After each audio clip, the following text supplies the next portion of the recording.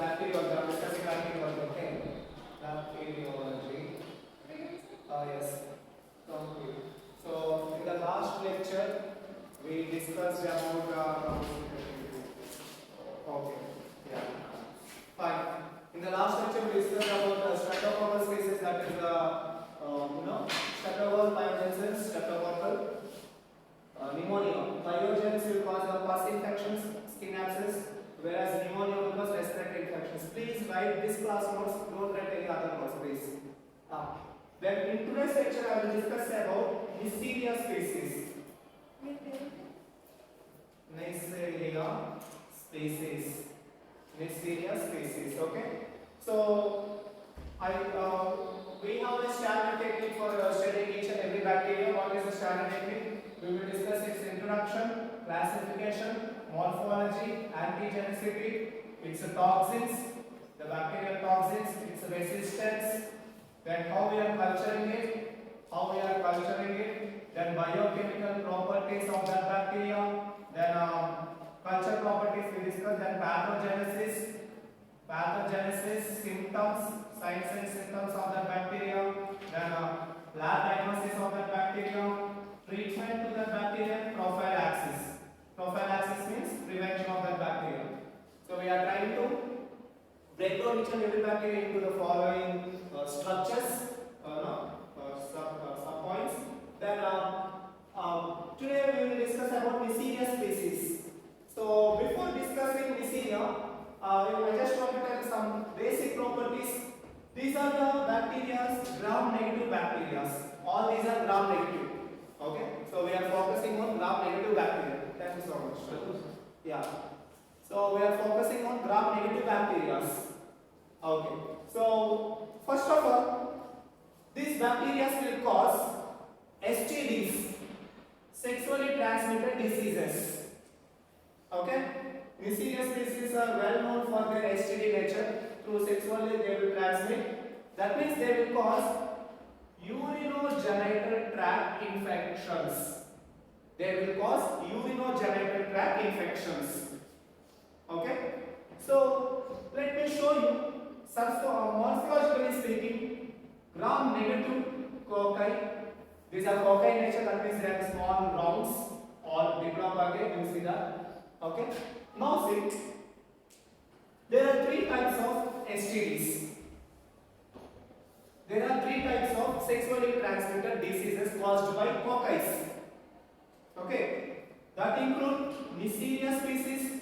Neisseria species can cause STDs. Then non-gonorrhea. Okay, all of them cause gonorrhea. Gonorrhea means urinogenital infections are called as gonorrheal infections, classically speaking. Okay, pus forming on the penis, urethra, vaginal cavity. They are called gonorrhea. They are the typical gonorrheal characteristics. Okay, so now non-gonorrheal urethritis. I have seen, one of my friends, unfortunately he met with an accident and he got a very bad head injury, and we kept him in a nearby, rash driving. That's why he got this injury, and we sent him to a government hospital, and he did a minor, major surgery. I can see his skull, that bone is visible from his skin came out. Okay, actually, this fold came, hair fold. Yeah, very severe injury. What happened? He was surgery, he was shifted to ward the third day, and there I saw one patient, a patient with UIT infection. He's shouting a lot. A nurse came, she closed the ward, and literally they started injecting. They are keeping catheter into his penis, into his urethra. He's shouting, he's screaming because there is no anesthesia for genital region. He's shouting like hell, and they are keeping this catheter inside. Okay. Then from the back, it started pus fluid, urine with complete pus, and he's shouting like hell. And we came to know he has a gonorrheal infection. See how much tough these things are. Very painful. But very positive side is we have good antibiotics to treat them. When we know the right condition, whether it's an actual gonorrhea or any other, whether it's a bacterial infection or any other infections. So very painful. I was unable to see. I felt that better dying is good than living with that pain. Very painful. No anesthesia also. See? Yeah. So gonorrhea will be caused by 3 types of species. Whether it can be caused by Neisseria species, non-gonorrheal infections, and other one is Moraxella species. I'm not sure about Moraxella, but Moraxella can also cause gonorrhea characteristics. Okay. Now, Neisseria species are of 2 types. Neisseria is obviously a bacteria. Okay. Neisseria are 2 types. I will write a pathogenic Neisseria. Pathogenic, that means that will cause disease in the patient.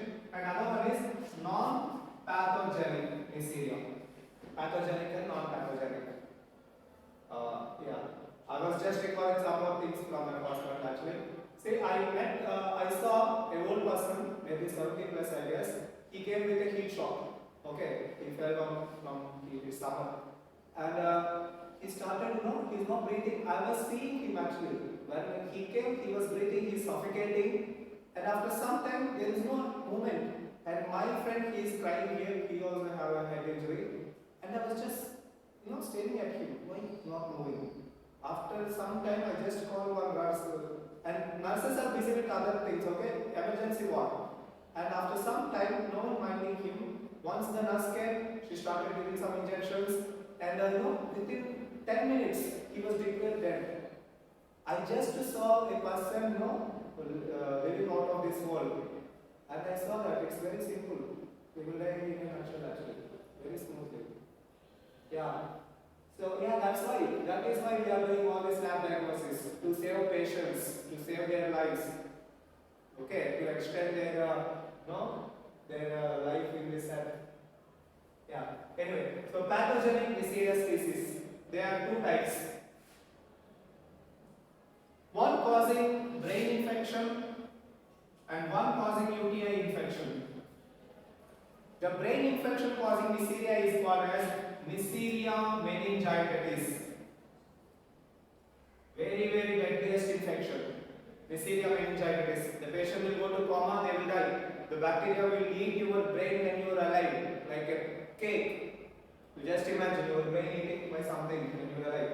Yeah, that is Neisseria meningitidis. Pus in the brain. Just imagine. Interestingly, you won't feel pain because brain don't have pain receptors. Because the brain senses pain throughout the body, it cannot sense pain of itself. That's interesting. Anyway, next is UTI. UTI causing Neisseria species is Neisseria gonorrhea. We are discussing these 2 bacteria in this subject, in bacteriology. Then, let us see what non-gonorrheal urinary tract infections. These are not actual gonorrhea, but they can also cause gonorrhea-like symptoms in the patient. That's why we kept them under, gonorrheal infections. Gonorrhea, non-gonorrhea, okay? Here we have these things, write down. Non-gonorrheal urinary tract infection include bacterial, and again I am writing bacterial, fungal, viral, and protozoal. That means all of them will have same pus in the urinary tract or in vagina. When you have pus, that doesn't mean it is a gonorrhea.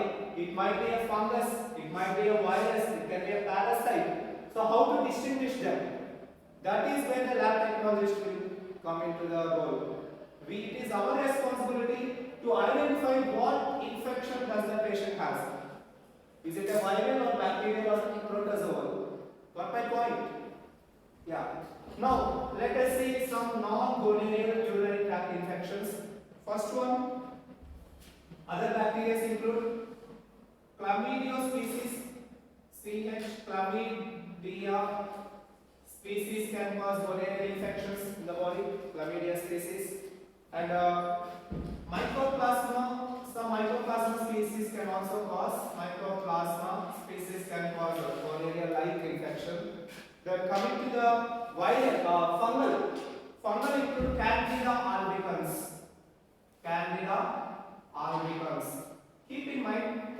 a yeast cell. That means it is also a cocci. And Neisseria is also a cocci. So how to distinguish a bacteria from Candida? Okay. Candida has a capsule, even Neisseria has a capsule. Again misleading. Okay. So yeah, this is how we will check the differential diagnosis to pinpoint the reason. Then viruses that cause urinary genital infections are HPV virus and cytomegalovirus can show gonorrhea-like symptoms in the patient. Then protozoal infections include, that means parasitic include Trichomonas vaginalis. These are the non-gonorrheic species that will cause gonorrhea-like symptoms in the patient. Clear? Yeah. This is the basic classification you need to understand, and we are focusing on, first we will focus on this one. Neisseria meningitis. Now I will discuss about Neisseria meningitis. Okay? So coming to the introduction. Yeah. Write down the introduction for Neisseria meningitis. Neisseria meningitis introduction. Neisseria meningitis will cause pyogenic meningitis, pyogenic pus-forming infection to the membranes of the brain, pus-forming infection to the brain meninges. I hope you know what are meninges means. There are three layers in the dura mater, pia mater, and arachnoid matter. These three meninges will be get affected by this bacterial infection. This bacteria can cross blood-brain barrier. Next point, this bacteria will cross the blood-brain barrier and cause CNS infection.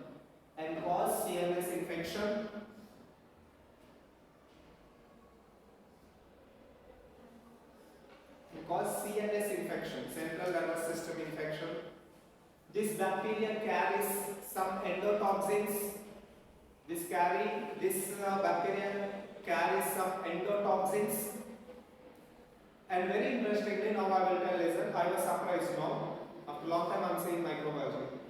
This bacteria is a common cell in the throat and nasopharynx. That means this bacteria present in the throat and nasopharynx. But once it dislocated to brain, that's it, you will get meningitis. See, right now. This is a normal common cell in throat and nasopharynx. This is a normal common cell, normal flora of throat and nasopharynx. Okay, nasopharynx. That means I can say like this. Okay, you just imagine how we might get this infection. You touch your nasopharynx. Okay. Somehow when you are cleaning the mouth, you touch your nasopharynx.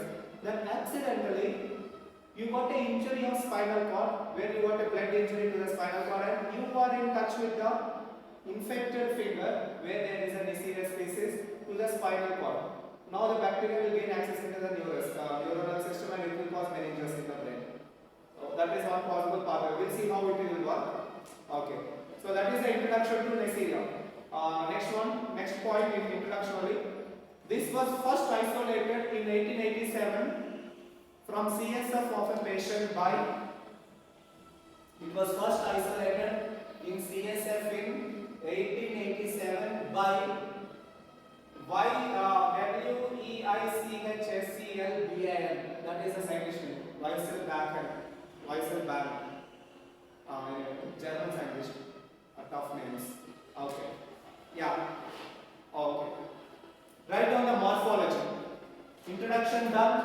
So we know the introduction and we know the classification. So classification already this one.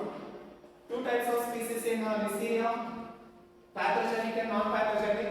Pathogenic we have brain infecting Neisseria and urinary tract infecting Neisseria. Brain infecting will be the Neisseria meningitis. That is the classification. Okay. Then next one is morphology. In the morphology, what are the common points we have? Size, shape, gram positive or negative, color, motility, spores, capsule, and oxygen requirement. Write down these points in the morphology. Size 0.2 to 0.8 micrometers. Everyone write down. Size 0.2 to 0.8 micrometers. Shape pairs with adjacent like this. It's a diplopocket. Shape is like this. Pairs with adjacent flatted edges. Flat edge, and they are in pairs like this. That means it is a diplopocket. Okay, Neisseria is a diplopocket. Next, gram negative in nature. Then color and shape. Write down color. It's a round gray to transparent color. Round gray to transparent color. Transparent color means this color, this ice cream color. This color, okay, transparent color. Next, motility, non-motile bacteria. It is a non-motile, that means it won't do. Non-motile. Then capsule is present to it. Okay, capsule is present to it. Then oxygen requirement. It must need oxygen for its survival. And also brain is a oxygen rich environment. Brain has too much oxygen. That's why it can cause infection in the brain. Okay, it requires oxygen. That means facultative arrow. It is obligate arrow. This is an obligate arrow. Okay, it is an obligate arrow. Very good. Next, what is this? After morphology, what is our next one? Antigenic structure. Yeah. Write down antigenic structure. There are totally 13 species are present. 13 serotypes are available. 13 serotypes of Neisseria meningitis are available. Okay? So, out of these 13 serotypes, group A, B and C are important. Group A, B and C are very important species. Group A, B and C are endemic in nature. And there is a vaccine for Neisseria. That vaccine is called as W135. Vaccine is available for some Neisseria species. W135 vaccine is available, which will be given intramuscularly to protect against Neisseria species. Okay? Yeah, that is all about this one.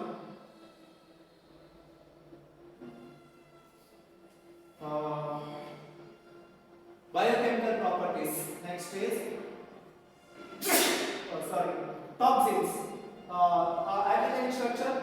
The next topic is toxins. Write down what toxin it is releasing. It will release something called loss endotoxin. It will release LOS endotoxin. It will release loss endotoxin. Okay? Loss endotoxin. LOS stands for lipid lipo-oligosaccharide toxin. Lipo-oligosaccharide toxin. Lipo-oligosaccharide toxin. Alright. Then coming to the biochemical properties. Biochemical properties. Yeah. Write down biochemical properties. Oxidase, catalase, fermentation, aerobic status. This biochemical is very essential to distinguish between meningitis, Neisseria meningitis from Neisseria gonorrhea. So write down Neisseria meningitis, oxidase positive, catalase positive.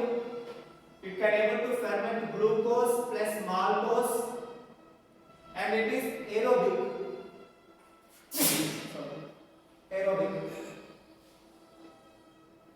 Whereas gonorrhea cannot ferment maltose.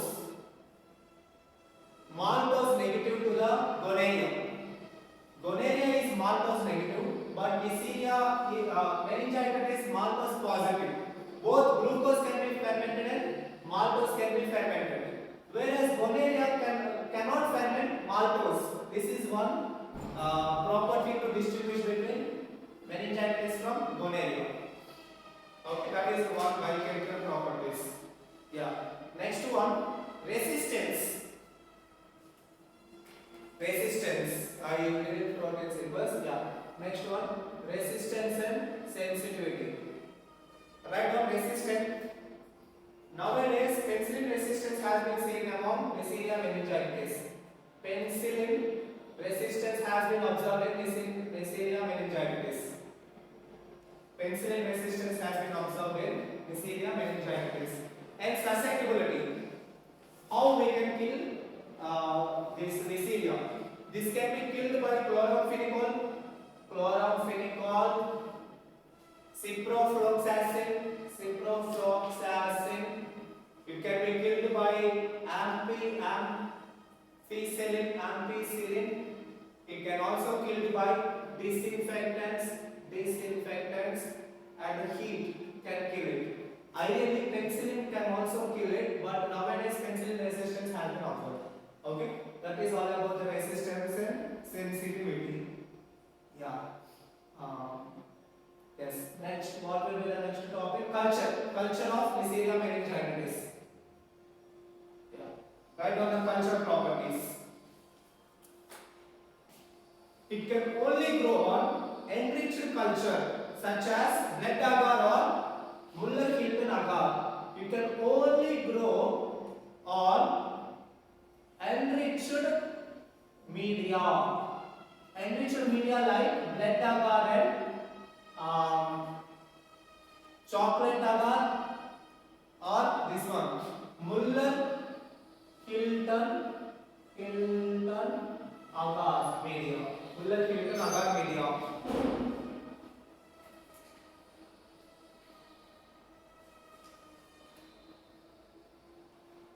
It can be isolated from other species by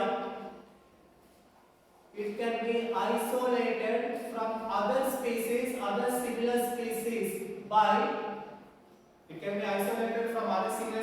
by culturing it in write down this media name. What is how to pronounce it? City medium. You know this media name is NEYONC city medium. This medium has VPN. VPN means these are the antibiotics. It has vancomycin, polymyxin, and nystatin. So this is the specific media to isolate Neisseria meningitis. If we want to isolate Neisseria meningitis, then we should use neonic city medium that contains VPN antibiotics. Okay? Yeah. Incubation period is at the temperature of 35 to 36 degrees centigrade for 1 day at pH 7.4 to 7.6, that is blood pH. In this pH, it can be isolated in a matter of 1 day. In 1 day, the growth will be seen in this medium. Okay?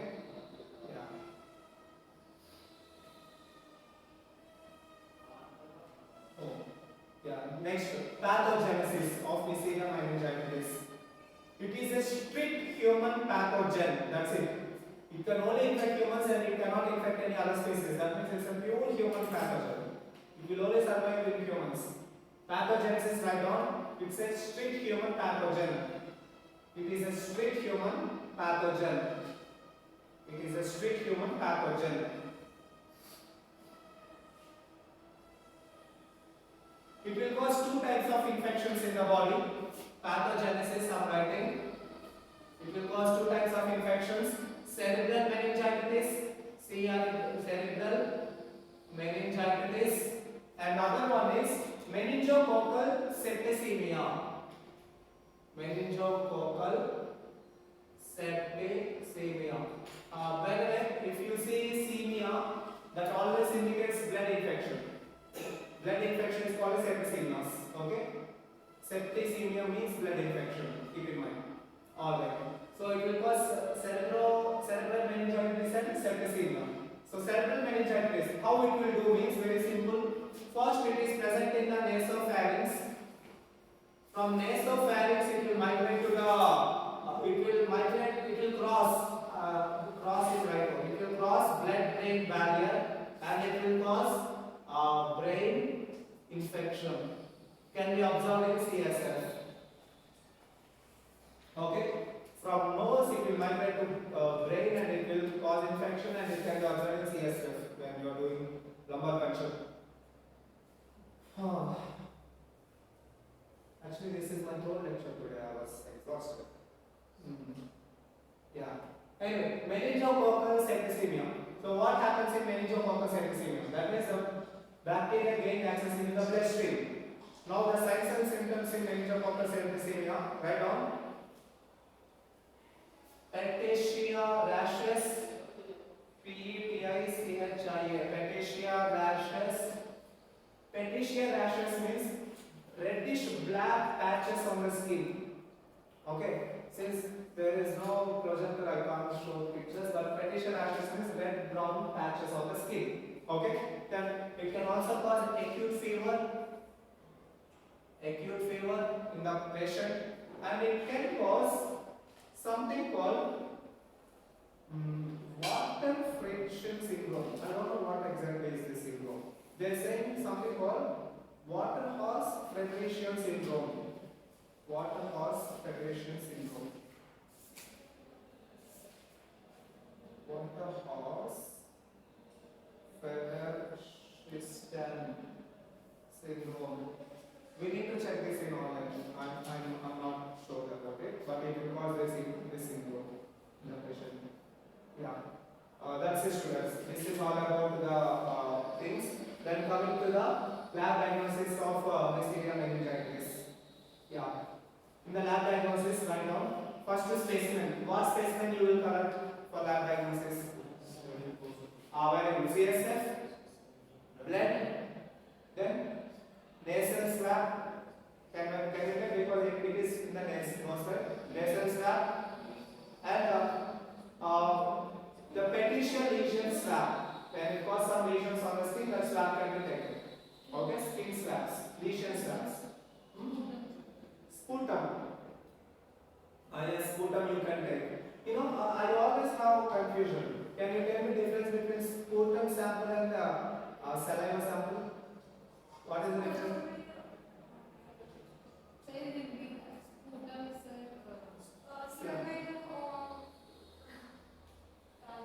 See, then I will tell 4 words.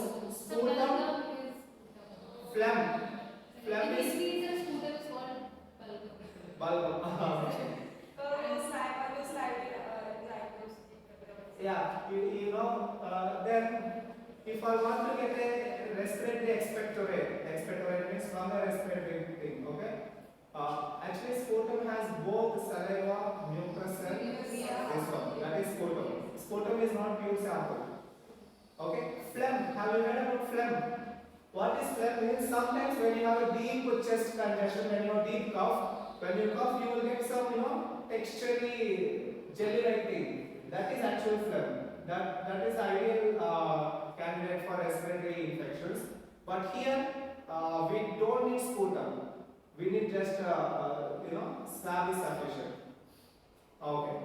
Now we are going there. Anyway, that is specimen. Next one. Sputum is not sufficient, not required, ideally. Then direct microscopy. So on direct microscopy, what you will observe, tell me, students? When you perform microscopy, what you will observe, tell me? You will see diplococci. Then you will see a capsule to it. Then when you stain it, what will be the staining in direct microscopy? Positive or negative? Negative. Okay, so write down. Direct microscopy. It is a gram-negative diplococci can be seen. Gram-negative diplococci can be seen. gram negative diplococcal can be seen. Yeah.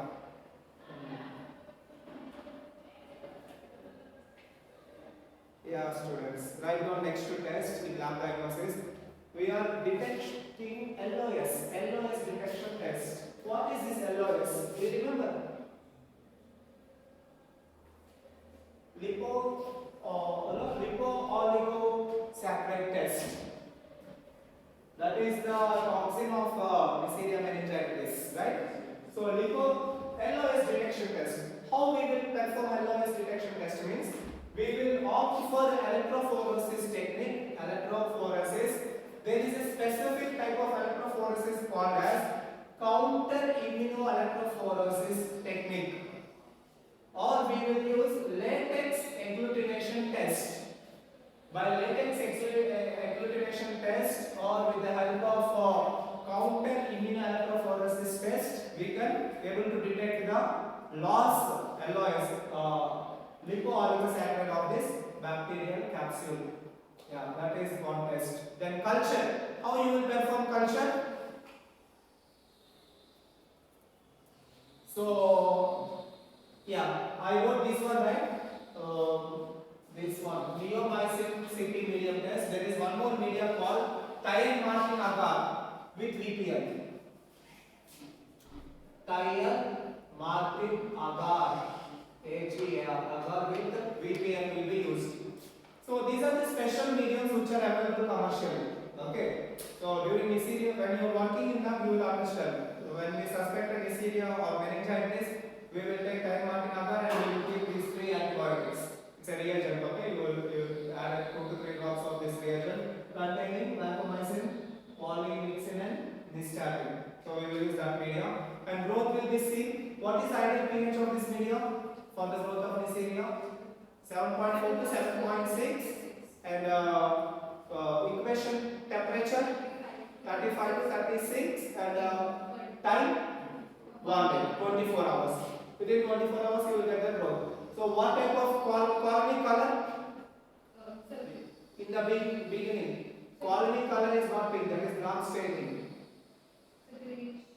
Translucent, grayish and translucent colonies will be seen. That's what we discussed in the starting. Okay? Yeah. That's it. Next.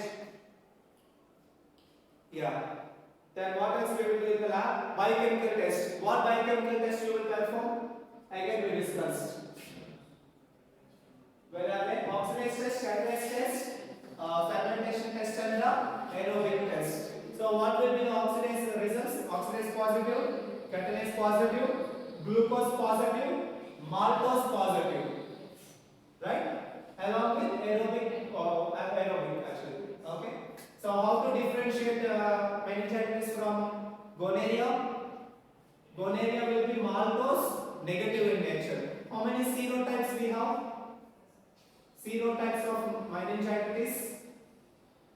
13 serotypes we have. Out of 13 serotypes, there is one vaccine candidate. What is the vaccine name? WB1 something I wrote somewhere. Yeah, W1B5, 135. Okay, that is the vaccine. That means for meningitis there is a vaccine. That's a good sign. Yeah. Then treatment. Write down the treatment of Neisseria meningitidis. Neisseria meningitidis treatment. Sulfonamides and penicillin can be used for treating. In case of penicillin resistance, if the patient has penicillin resistance, then chloramphenicol can be used. Chloramphenicol can be used in case of penicillin resistance. And last and final, prophylaxis. What is the meaning of prophylaxis? Prevention. How you will prevent anything? Can you tell me some measures of prevention of this disease or any disease? Maybe good hygiene practices for prevention. Then what else?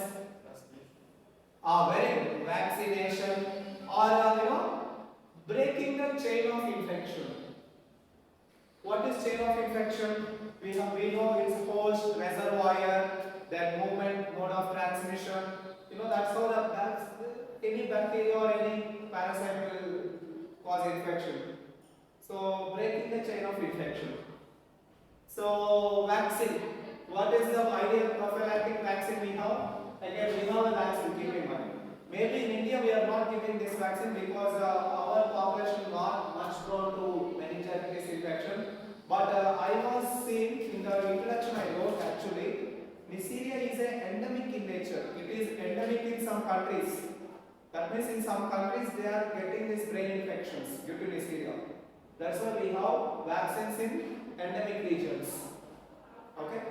Do you know what is the difference between endemic, epidemic and pandemic? Endemic in Punjab, epidemic in India, pandemic outside India, more than one country, that will be a pandemic. Yeah. See, sometimes I will be confused. See, pandemic is sufficient. For example, let us assume it is a Singapore. Singapore is a country, but whole Singapore is smaller than a greater one. Chandigarh. Singapore is very small, just a Chandigarh size country. Then if something escaped from Singapore, can we say it as a pandemic? Got my point? That's a small region, but it escaped. What is the definition of pandemic across countries? Yeah, that's why WHO was shy to give pandemic status to any bacteria, unless it is a very big region. So, COVID escaped China. That's a very big country, geographically. So there is no other option than it's a pandemic. Usually WHO won't give these statements. There are many things to be considered. Okay, that's it. That is all about Neisseria meningitis. In a nutshell, if you see all this on giggling or some scribblings on the board, just imagine you have a neighbor or your cousins or someone else. They got some, migraines, or they are not feeling, they are getting headaches, and came to they got this problem. Within a week, they are on the bed, they are in coma and they die. That much smoothly it will kill the patients. It will start with a simple headache, they will go to coma and they will say goodbye to this world. So these look simple, but they are very dangerous. They can kill humans. But thankfully we are in this timing where we know about it and we are treating them.